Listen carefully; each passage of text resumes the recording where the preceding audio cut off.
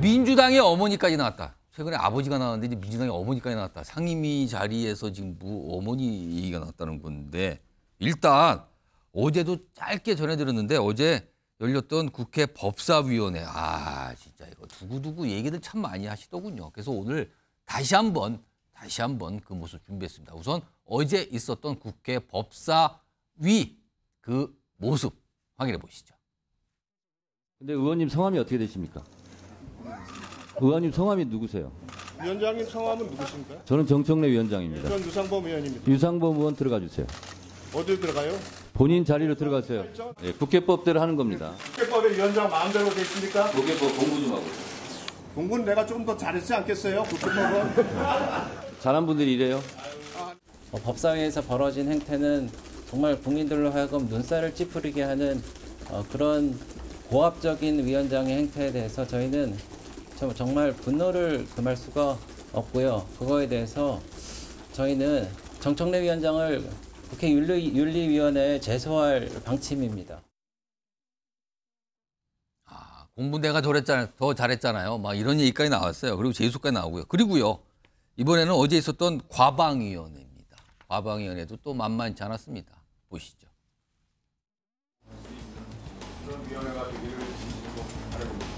김장견 위원의 과방위 회피 의견을 제출해 주실 것을 요청드립니다.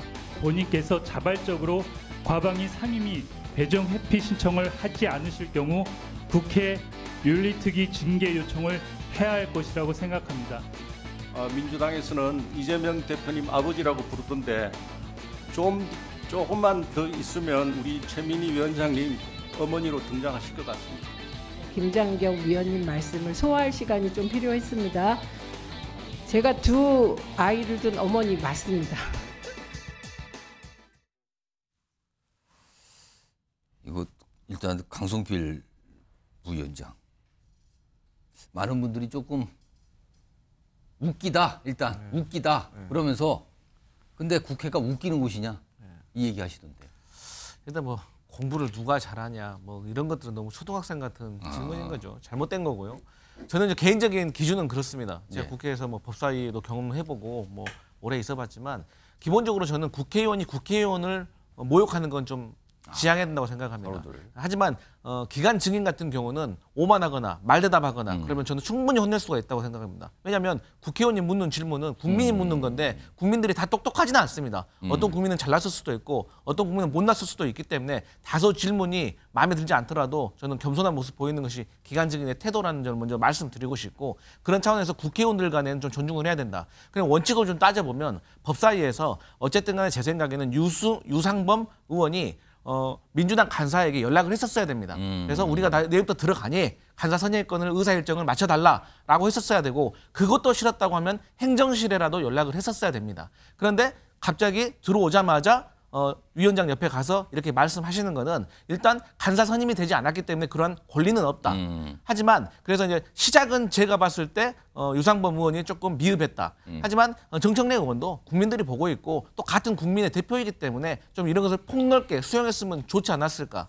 좀 그런 차원에서 과방위에서 또 국민의힘 김장경 의원이 최민희 의원 뭐 어머니 이렇게 하는 것은 정말 잘못됐다. 이런 말씀 드리고 싶네요.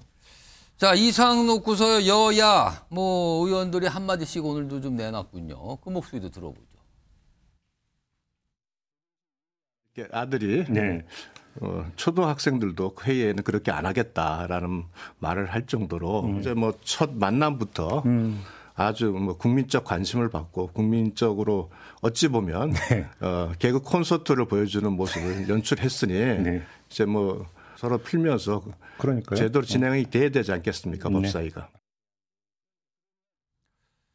자, 최인정 변호사 한마디 해주시죠.